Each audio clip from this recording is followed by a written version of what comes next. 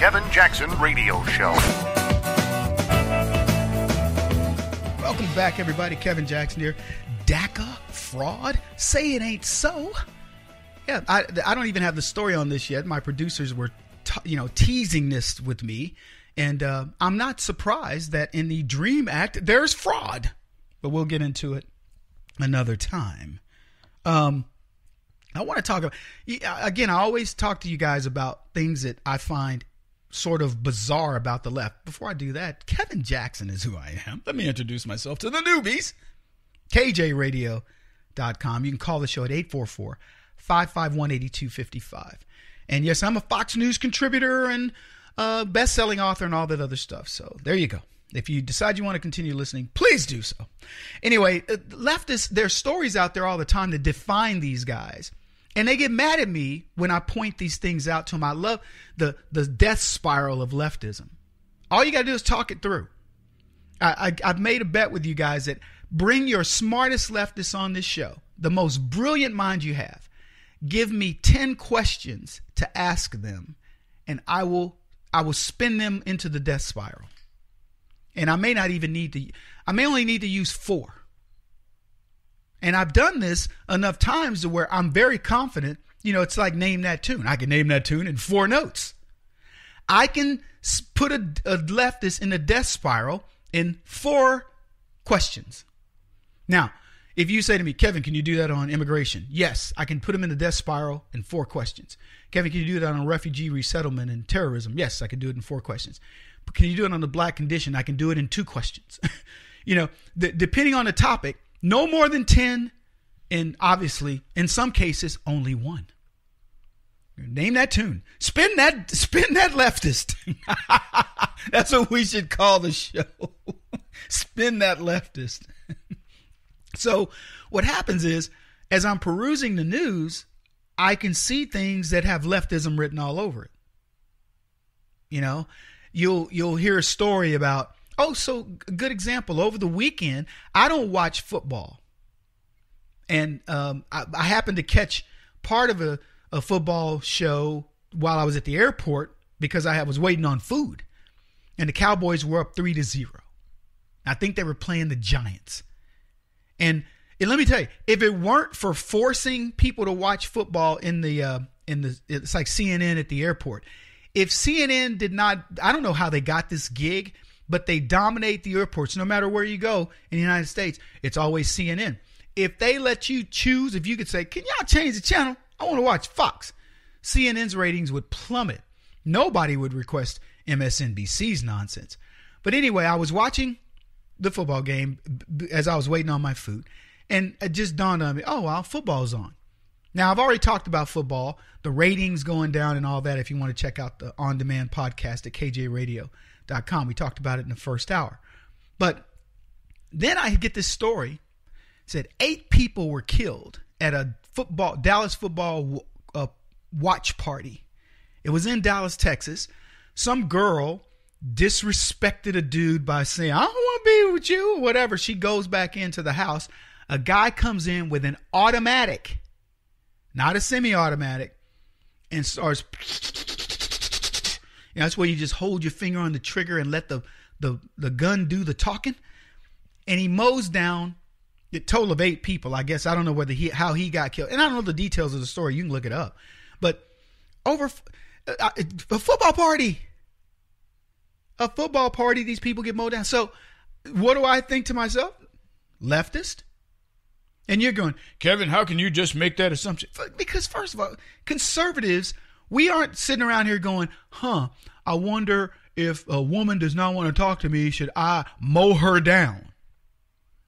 Kill her and all her friends. We don't think like that. We don't act like that. We just go, you know what? There's a time and place to have this discussion. Have fun with your friends, and you walk away. So I have these things that give me these insights. And there was another story. I'll give you one that I can give you some detail on. It was the Candy lawsuit. It was from Reason.com is where I saw the story.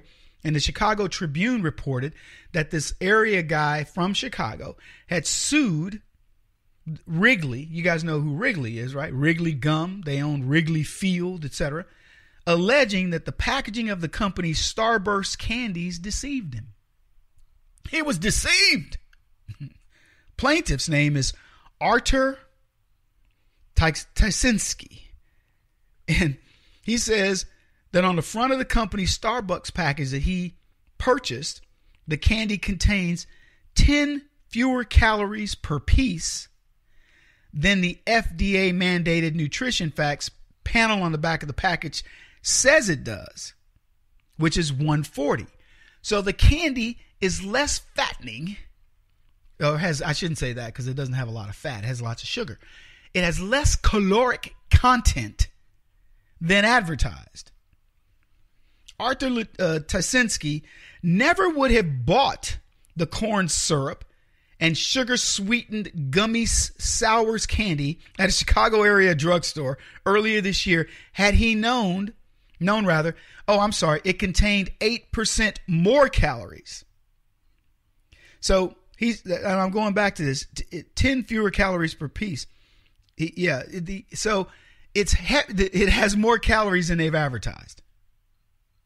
So the suit that claims Wrigley engaged in misleading marketing and consumer fraud seeks, quote, actual damages, treble damages, statutory damages, punitive damages, attorney's fees, and cost, and injunctive release.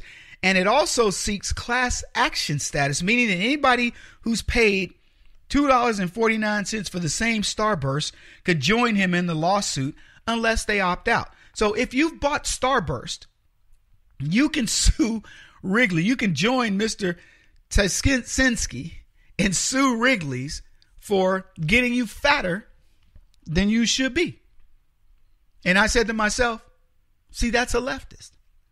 Because when I ate candy as a kid, I'm sure you can vouch for me here, people. Y'all ain't that young now. They didn't even have that stuff on there. You just went and you bought your Baby Ruth or your Butterfinger or your Snickers, and you just ate to your heart's content.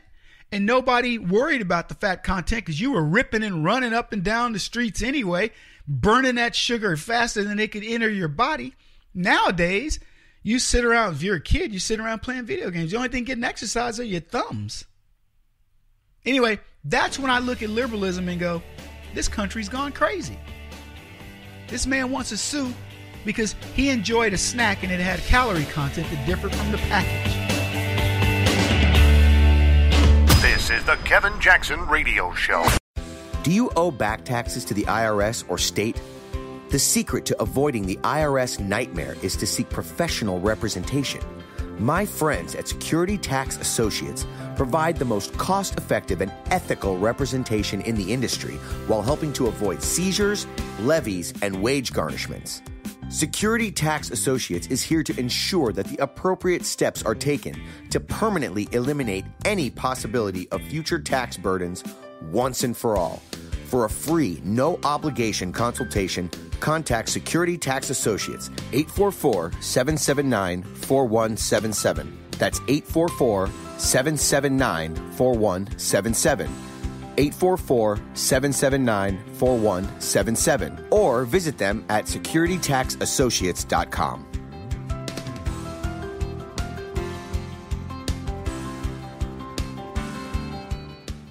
Beth Cook Moranville, author of Closer Than Your Breath, a book of hope. Hope, that wonderful, wonderful four-letter word that you may feel completely out of. I wrote this book to give you great hope. It's not too late. If fetal position is an all too familiar place for you, I understand. If the next 60 seconds are too long, this book is for you. Wherever you are right now, whether you're dealing with divorce or death or sickness, take hope. You are going to make it through this pain. Don't roll your eyes.